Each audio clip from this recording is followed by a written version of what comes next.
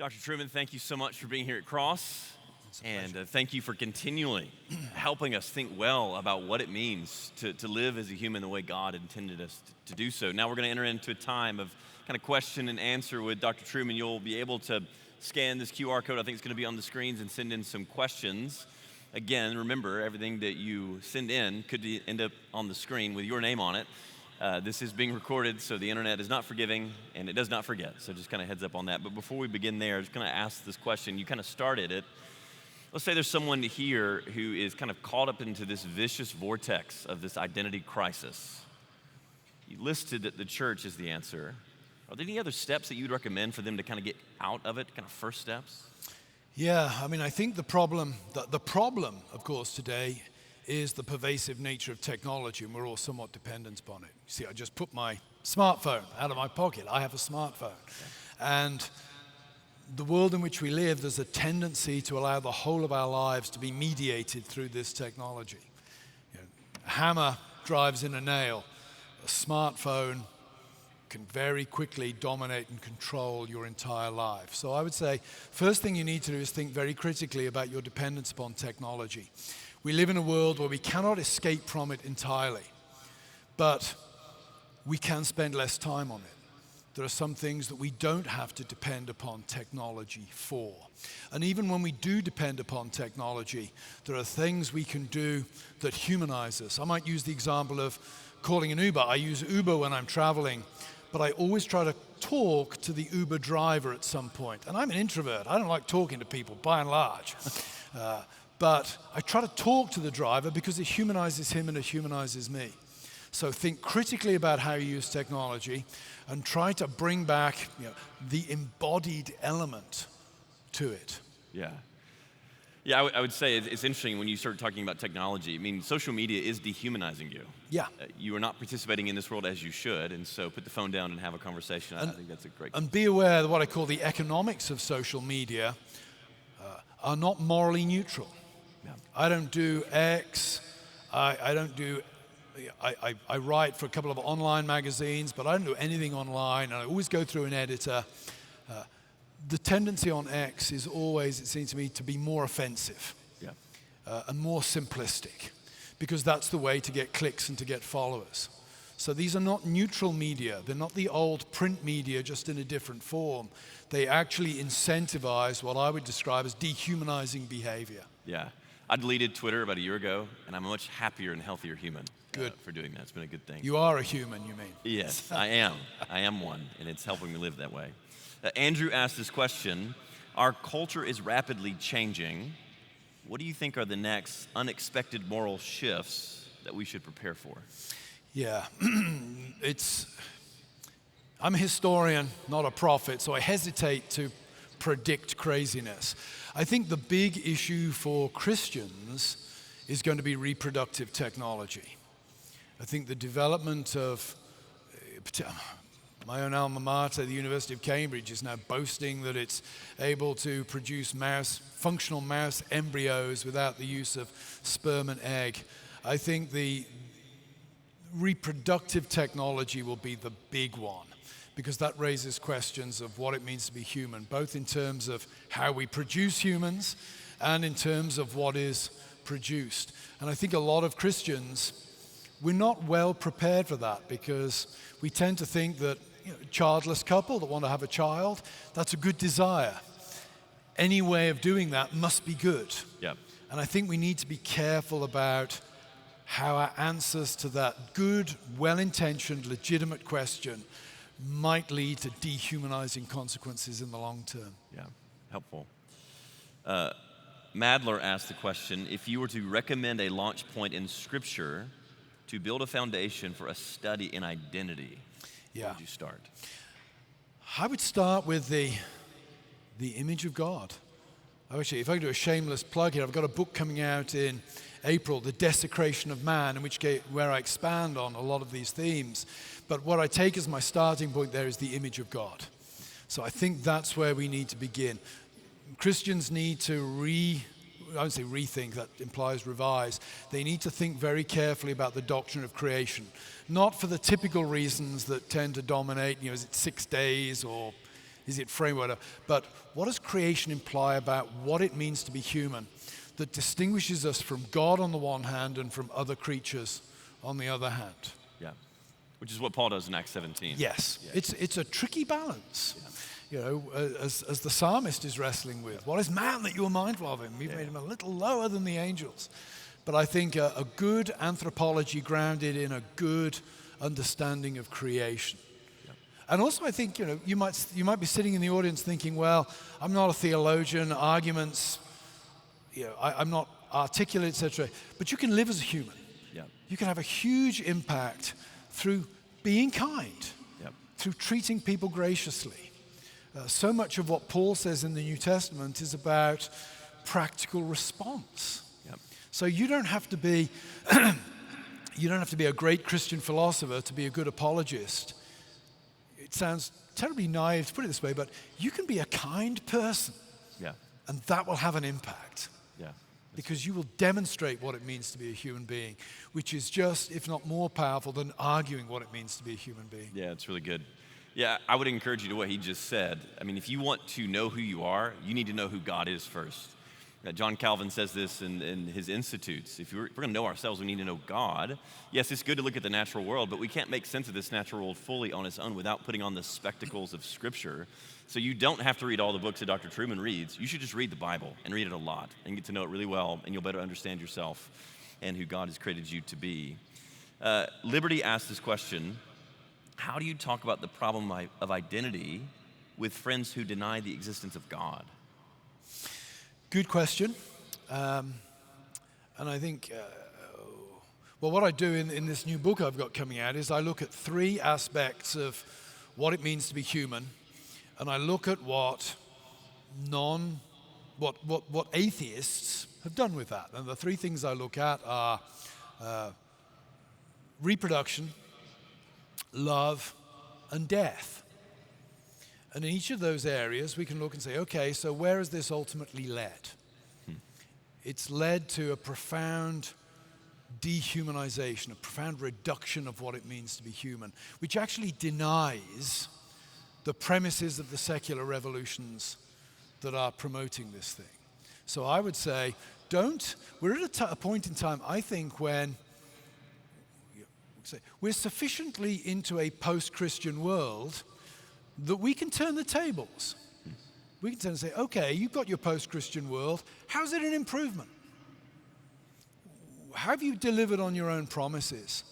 So what I would try to do in that particular context is reduce the opponent to silence so that then they listen to the alternative. Hey, we live in an era where even Richard Dawkins, who 20 years ago was one of the foreriders of the new atheist apocalypse, is saying, well, cultural Christianity had something to say for it. I think it's a totally incoherent claim on his part. But when Richard Dawkins is saying, actually, secularism as we're seeing it playing out has failed, I don't think we have to be too worried about justifying ourselves before atheists. I think it's time for us to ask the atheists to justify themselves before us. Yeah, it's good. It's a good word. We have a question here from Ashlyn. She asks, how do we navigate people's hostile attitude towards the church? I think these are not easy questions. Couple of things. I think one, we have to acknowledge that the church as a whole has failed in great and in small ways. You know, to congregate, show me a congregation, and I pastored for a while, I'll show you a congregation that made mistakes. Sometimes for good reasons, sometimes for stupidity, sometimes out of sin. I think we certainly need, when we're discussing the church with people hostile to the church, to acknowledge the problems. Secondly, I think we need to be aware that some of the claims made against the church are complete nonsense. I'm just reviewing a book written by, I think he's a professor at MIT, and the guy claims in it, that Christianity's been responsible for more bloodshed in history than any other religion. This is a highly intelligent man, and that's the kind of claim that I would have failed in a middle school history paper. So I think we need to be aware that some highly intelligent people believe some absolute rubbish about the church, and that's fairly easy to refute. Get the statistics, read the right books. Thirdly, I think there's a practical dimension to this, and that is, don't allow your church to fulfill the caricatures that are presented by the world. Your church can be kind. I don't want to big myself up here, but the example that comes to my mind is when I was pastoring, we would do an outreach every summer, and the outreach was basically me sitting in a local park on a rocking chair, reading one of C.S. Lewis' Narnia books to any of the local kids who'd come and listen. And each year, certainly for the first couple of years, we would have a gay couple would come and listen. During the week, it would take place each year over 5 nights. I would make sure that I try to chat to everybody who'd come. And I chatted to this gay couple a couple of times. And they would occasionally come to church on a Sunday. And in my mind, I was thinking, well, they probably think my theology is crazy. They probably think I'm an absolute lunatic. But they don't think that I'm a hate-filled, vicious bigot. Why not? Because I had kind conversations with them. Because I gave them free water ice when they turned up for a church event. I think the church, being faithful in small things and being kind to outsiders, can actually have a great impact. Yeah. I would say don't panic. It's just common in the Christian life, as you see throughout history, that Christians have been persecuted for their faith. It's just part of it. Jesus said, in the world you're going to face tribulations. In me you have peace. Take heart, I have overcome the world. We're trusting not that our circumstances are going to be good in this life, but that Jesus has overcome the world, and he's going to come back and save us all once and for all one day. We should be aware as well of, the modern mindset that sees every problem as a technical problem. That can infect the church as well. Sure. Okay, we've got a problem. What technique do we need to solve the problem? I say, you don't need a technique. You just need to be the church. Yeah. The church has promises attached to it, the preaching of the gospel, behaving as a church. The Lord has given promises that attach to those very simple things. So we don't need to think, well, what's this technical problem? What's the technical solution? I'd say, let's be the church. Yeah. Preach the gospel and show love to the world around. Yeah, and I would say, too, the primary issue of those who might be opposing what we say, the issue is they're dead in their sins. Yeah. Need more than anything else to hear about who Christ is and what he's done for those who trust in him. So it's a good reminder. Okay, this is from Ryder in Michigan. You mentioned that nowadays moral limits have largely been replaced by technological limits, quote, the pill. Do you see it to be possible for the world to go back to those moral limits? If so, what are the first steps? Yeah, that's a very good question. I think here's where I suppose I am fairly pessimistic on the broader sense. I think the solution to the moral limits idea has to begin at a local level with the church. Local church communities living as if moral limits and ends apply. I don't think you can legislate this stuff. I think it requires a change of heart. That's not to say that good legislation is not worth passing. I do think that legislation that reflects moral limits is important legislation. But if we really want to solve the problem has to come from a transformation of the human heart. And that, again, takes us back to the local church. And I also think that's a more realistic approach. I'm constantly bashed by the religious hard right on this as being defeatist in pushing for the church. But I want to say, almost every one of us in this room, where we have an influence is the people we know in real life. Yeah. Okay, you get to vote every 4 years, whatever, for the president, and having the right president can be a good thing, but the bottom line is that's a pretty minor thing compared to the impact that you can have in your local community. So I would say, if we want to see a revival of the understanding of teleology and limits, let's begin in the arenas where we can have an influence. And again, I would go back to my social media comment and say, and that's why it's very important to behave well on social media. You don't want to behave on social media badly, trying to influence people over whom you can have no influence whatsoever, and through your bad behavior, undermine your credibility with the people that you actually sit with in church on a Sunday, over whom you can have significant influence. So I would say, think locally. Be realistic about your spheres of influence and work hard at influencing those. Yeah. Anonymous asks, can you expand more on why worship is not about expression, Doesn't the Psalm show us expression rather than forming? Yep, I knew as soon as I made that statement somebody was going to ask that question. Good question. And I would say, well, the difference is this. Yes, certainly there is a certain amount of expression in worship, but that is not the terminus point. And I would use Psalm 73 as a good example here. If you think of Psalm 73, the psalm is very honest about how he's feeling. He is really ticked off because the wicked seem to prosper and the good die young. And his feelings about this are pretty extreme. He uses that language, my feet had almost slipped. In other words, I almost lost my faith, I almost lost it all. He said, until I went to the sanctuary, and then their end became clear to me. Now notice what the psalmist is doing there. He's being honest in expressing his feelings to God.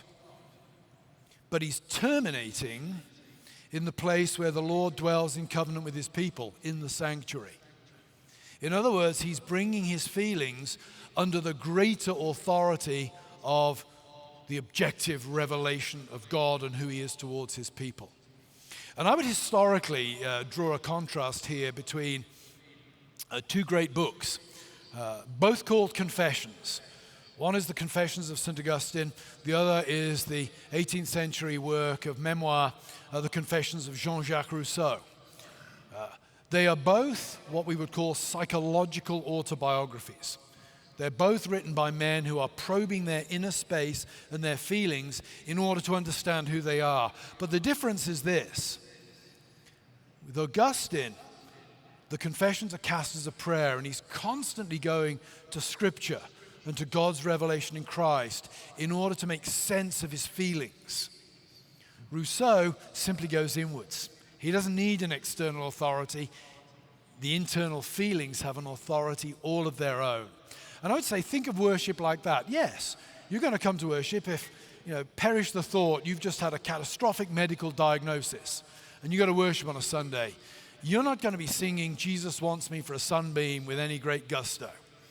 You're going to want to sing a psalm of lament. But you're not going to terminate on your feelings. That worship is going to lead you ultimately from an honest expression of how you feel to the objective revelation of God and who you are in his presence. So worship in a qualified sense is an expression of ourselves, but in a deeper sense, it's about the formation, the correction of those feelings in the light of God's revelation. That's helpful. Okay, someone asked about AI.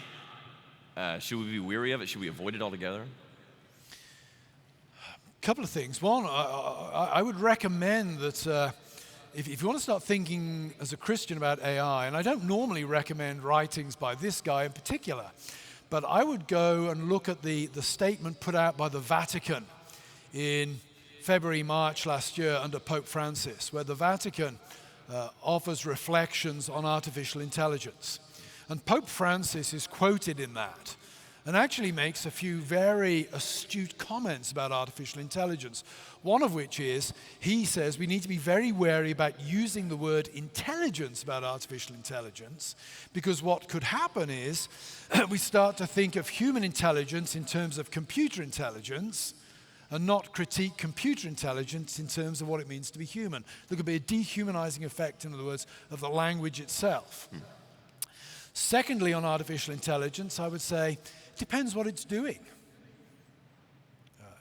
Are we using it to do things that are better done by human beings? Are we reducing ourselves? I mean, hey, if I'm coming to Louisville, as I did last night, I'm looking for somewhere decent to eat.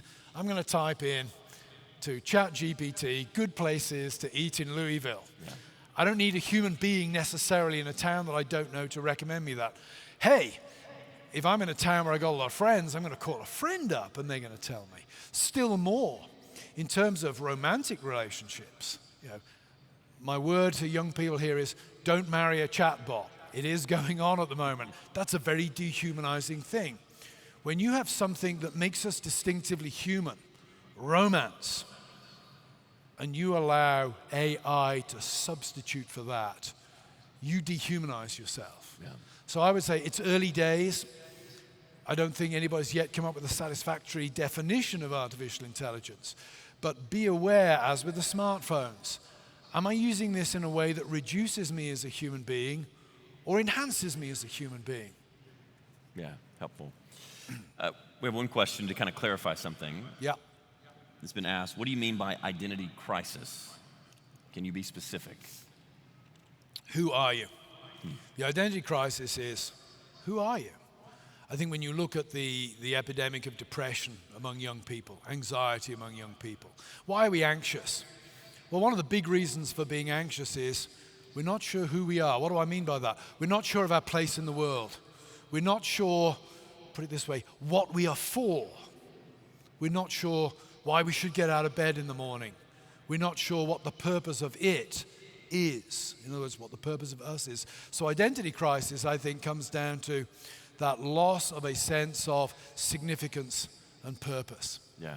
And ironically, our freedom and choice that make us very significant also reduce us to insignificance. Yeah, helpful.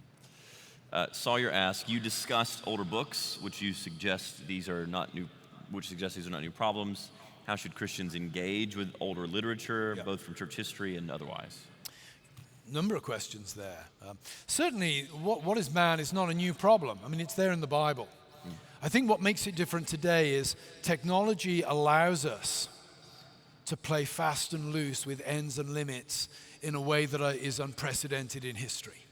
Okay, you can try to be autonomous as a farmer in the 13th century, but you're not going to get very far because you're going to die.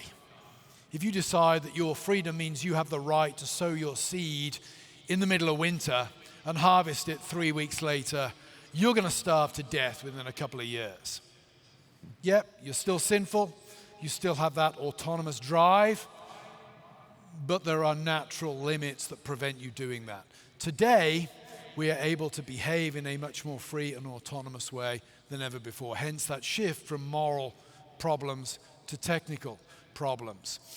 In terms of literature, I think 19th century literature is extremely good on this. I was rereading Christmas Carol this year, as I do every few years. And it was interesting that the language used about Fezziwig's ball, Scrooge's early employer throws this Christmas ball. And the language there is, for the cost of a few shillings, a few pounds, Fezziwig treats his employees like people. Yeah. I'm thinking, he doesn't treat them like things. There is the modern problem. We treat each other like things, and it's being intuitively expressed by Dickens in the 19th century. Dostoevsky does the same thing. I think what's happened today is the problems that were infecting what we might call the intelligentsia in the 19th century have trickled down to all levels of society. In terms of reading all the literature, if you believe in human nature, then I think you have to be committed to the idea that all expressions of what it means to be human throughout the ages are of potential relevance to you. Read the Iliad. 2,500 years ago, nearly 3,000 years ago it was written. But it talks about very human things there. Jealousy, guilt, anger. Read the Iliad. Learn something about what it means to be human. Helpful. The question here from Lauren is, you mentioned the growing chaos of the world opens doors for us to share the gospel. In what ways would you suggest we could do this? I think it depends on what sphere you're in. I think everybody, most people today of any thoughtful variety are wrestling with, what am I for? What does it all mean? What does it mean to be a human being? Take those opportunities as they come your way. They're going to be different for me as an academic than they are for you, let's say, if you're working in a bank or working on the shop floor somewhere. But the basic question, I think, is going to be the same. So I would say grab the opportunities when they come your way. I can't predict what any particular opportunity will be for you. They will be very specific to your context, but be prepared for them when they come. Yeah, helpful. What ways do you think the church is handling this identity crisis in a wrong way? Depends on the church. I think... Because you've been talking about a kind of higher church in some sense. Yeah. I'm talking about like Roman Catholicism or Eastern Orthodoxy, but you're Yeah. saying a more robust liturgy, one that's not bent around, Yeah. being a consumer. Yeah. Yeah, I think, on the whole, I think I guess gatherings like this are somewhat selecting, but on the whole, I'm very encouraged by many of the things that are happening in the church at the moment. I think people are waking up to the fact that old arguments don't work. When I was at college, talking to gay friends, the claim, I love the sinner but hate the sin, still just about worked 40 years ago. Because the distinction between the sinner and the sin still made sense in the culture. Once an identity becomes highly sexualized, that distinction doesn't work anymore, and you have to think of a different apologetic strategy. I think people are waking up to that. I think more and more Protestants, particularly, are discovering that simply quoting Bible verses at moral problems isn't enough. Again, give an example with my students. I teach at Grove City College in Western Pennsylvania. Most of the kids I teach are good Christian kids. They come to my office and they'll say, why is God against homosexuality? And I can point them to the relevant Bible verses. I don't think it's that difficult a problem, actually. But I know that when I show them the Bible verses, there's another question going on at the back of their heads, and the question is this: but why does God say that? Is it because he wants my gay friends to be unhappy? And that means I've got to go the extra mile in, I would say, moral argument compared to a previous generation. I've got to address the doctrine of God, and I've got to address, I would say, the consequences of homosexual lifestyle. Take people to government websites and show them health statistics for adult, sexually active homosexual males. They're catastrophic. I have to use other arguments I won't say to replace the Bible, but to show them that the Bible says this, and it actually makes sense, even by the world standards. I also think that the world is now throwing up moral questions to which there is no immediate textual answer. In vitro fertilization, for example. Is it right or is it wrong? There is no Bible text that deals with that. You have to address that question from a much richer understanding of what the Bible teaches about what it means to be human, that requires you to have a much broader theological approach than simply a proof text approach. So I'm worried at the moment that the church is not cottoning on to the need to develop a richer moral theology. It's why a lot of us are dependent to some extent on Catholic moral theology, cutting out the Catholic problems, because they have a long tradition of moral theology that Protestantism doesn't really have. So if any of you out there are thinking of wanting to do PhDs, I would say do a PhD in Protestant moral theology. That will be incredibly useful for the rising generation of pastors. Do one more question. If you could go back, or let's just say Carl Trueman was 18 years old today, living in this world, what would be the things you would cut out of your life completely? What would be the things you would pursue? What would I cut out of my life? I don't know. I don't have a whole lot of regrets, actually. But even as you walk, you teach college students. Wasted time. I spent a lot of time when I could have been COVID was good for me on the grounds that allowed me to read some of the great long books that I never had time for. So I would be more disciplined about my time, I think. And what was the second half of the question? What would you pursue? What would you fill your life up with, your time with? I think I'd probably still have gone the church history route, but I would either have focused on the early church or the 19th century. Would you have TikTok?